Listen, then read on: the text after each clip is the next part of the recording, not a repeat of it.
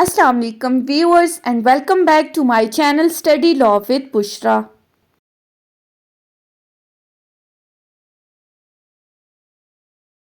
So we were discussing the topic of acquisition of land for companies. In previous video we discussed its part 1. In this video we are going to complete this topic. But before starting the discussion, I request you all to please subscribe to my channel and don't forget to press the bell icon for latest updates. Do share this video with your friends and don't forget to comment your feedback. So let's move towards the discussion. Last video के अंदर हमने इस topic के section 38 से section 40 को detail में discuss किया था। आज की इस वीडियो में हम स्टार्ट करते हैं सेक्शन 41 से। सेक्शन 41 को अगर हम देखें तो सेक्शन 41 कहता है एग्रीमेंट विद प्रोविंशियल गवर्नमेंट, यानी कि सूबाई हुकूमत के साथ मुआहदा।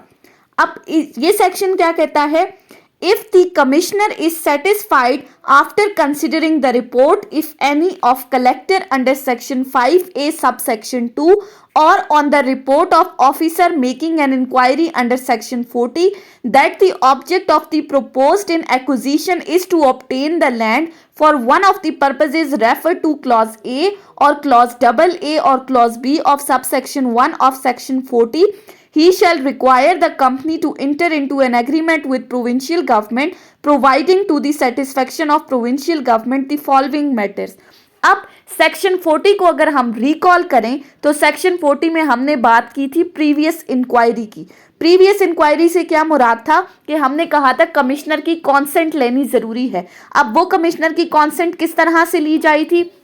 कि कलेक्टर एक रिपोर्ट तैयार करेगा सेक्शन 5A की सब सेक्शन 2 के अंडर, या तो कलेक्टर रिपोर्ट तैयार करेगा या तो कमिश्नर इन पर्सन यानी कि वो बजाते खुद इंक्वायरी कंडक्ट करेगा या किसी भी ऑफिसर को वो अपॉइंट करेगा कि वो एक रिपोर्ट तैयार करे। अब ये सेक्शन कहता है कि अगर तो कमिश्नर सेटिस्फाई हो जाता है आफ्टर कंसिडरिंग द रिपोर्ट, उस रिपोर्ट को देखने के बाद जो कलेक्टर ने सेक्शन 5A सब सेक्शन 2 के अंदर प्रिपेयर की है या किसी भी ऑफिसर ने जिसको अपॉइंट किया गया था इंक्वायरी कंडक्ट करने के लिए सेक्शन 40 के अंदर, उसने रिपोर्ट तैयार करके कमिश्नर को भेजी और अगर कमिश्नर उस रिपोर्ट को देखने के बाद सेटिस्फाई हो जाता है कि हाँ कंपनी जिस पर्पस के लिए लैंड एक्वायर करने जा रही है वो टोटली उसमें उसके वर्कमैन्स का वेलफेयर इन्वॉल्व है, वो टोटली डिपेंड कर रहा है पब्लिक इंटरेस्ट के ऊपर, इसमें पब्लिक इंटरेस्ट का फैक्टर इन्वॉल्व है और ये जो कंपनी लैंड एक्वायर कर रही है ये टोटली बोनाफाइड पर्पसेस के लिए, इसमें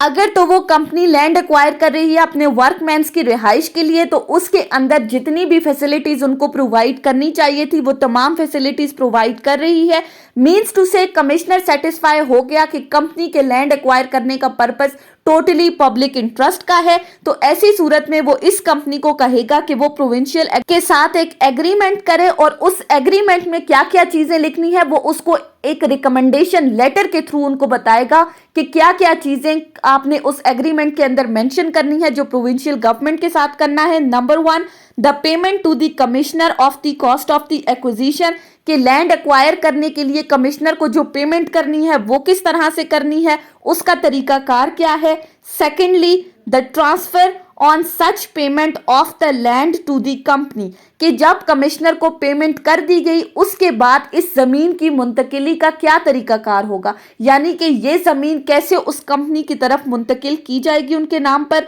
thirdly, the terms on which the land shall be held by the company, और जो कंपनी लैंड एक्वायर करनी जा रही है वो किन कंडीशंस के ऊपर करने जा रही है, वो टर्म्स एंड कंडीशंस क्या हैं। Fourthly, where the acquisition is for the purpose of erecting dwelling houses or the provision of amenities connected herewith, the time within which, the conditions on which and the manner in which the dwelling house or amenities shall be erected or provided. Fourthly, कि अगर तो land totally acquire की जा रही है अपने workman की residence के लिए तो ऐसी सूरत में उनकी रिहाइशगाह के अंदर जो बिजली, गैस और पानी वगैरह का जो मीटर लगाया जाएगा उसका क्या तरीकाकार होगा, जो फैसिलिटीज उनको प्रोवाइड की जाएंगी वो किस तरह से की जाएंगी। Fifthly, where the acquisition is for the purpose falling under clause B of subsection 1 of section 40, the time within which and the conditions on which the work shall be constructed and maintained, और अगर तो जो land acquire की जा रही है वो इसके अलावा किसी पर्पस के लिए की जा रही है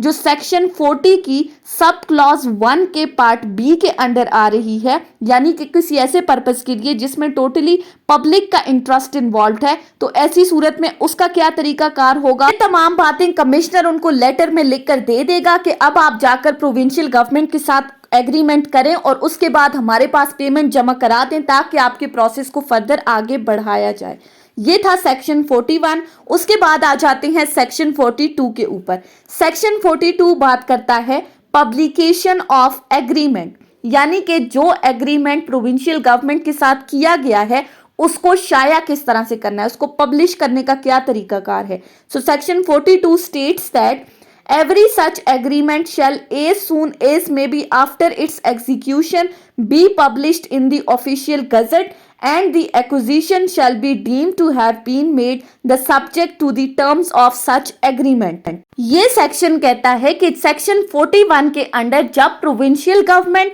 और कंपनी ने आपस में एग्रीमेंट कर लिया, उनका एग्रीमेंट तय पा गया, उसके बाद प्रोविंशियल गवर्नमेंट सेक्शन 42 के अंडर इस एग्रीमेंट को अपने ऑफिशियल गजट के अंदर पब्लिश करेगी और ऑफिशियल गजट के अंदर एग्रीमेंट को पब्लिश करने के साथ साथ इस एग्रीमेंट के अंदर जो कंडीशंस मौजूद थी जिसमें टोटली पब्लिक इंटरेस्ट इन्वॉल्व था, पब्लिक बेनिफिट इन्वॉल्व था, उन तमाम चीजों को भी इस ऑफिशियल गजट का हिस्सा बनाया जाएगा। यानी कि ऑफिशियल गजट में एग्रीमेंट तो पब्लिश होगा लेकिन उसके साथ साथ जो पब्लिक इंटरेस्ट की चीजें इन्वॉल्व हुई हैं उनको भी शाया किया जाएगा। उसके बाद आ जाते हैं सेक्शन 43 के ऊपर। सेक्शन 43 बात करता है